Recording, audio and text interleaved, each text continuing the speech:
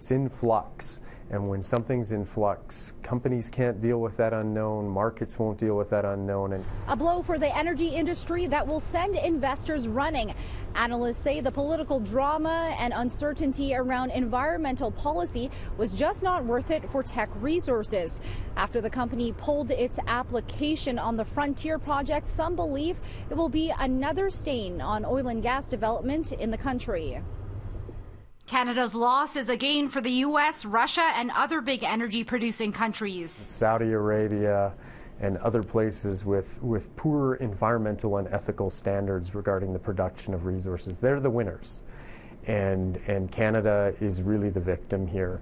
It's a sad day for Canada. In the letter to Ottawa, the Vancouver-based company writes investors are looking for a framework that reconciles resource development and climate change. But when you don't understand what the society wants, and the rules keep changing, and the criteria for making decisions keep changing, and then there's a potential for civil disobedience and unrest and protest, that adds a whole layer of risk that companies are not well equipped to deal with. Teck struck deals with 14 Indigenous groups in the oil sands region, some that had a big stake in Frontier, saying this is devastating. If a Canadian-based company like Teck, who's done the work, who's put in the work around consultation, cannot get their project approved, then nobody can. The benchmark in itself is impossible for any future investments.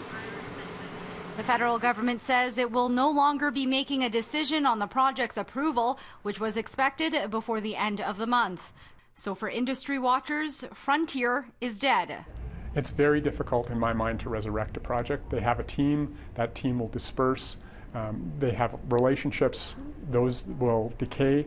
And, it's very difficult to pull something like this out of the ditch in the future unless there's a big change in policy or a big change in pricing. In Calgary, Laderas, City News.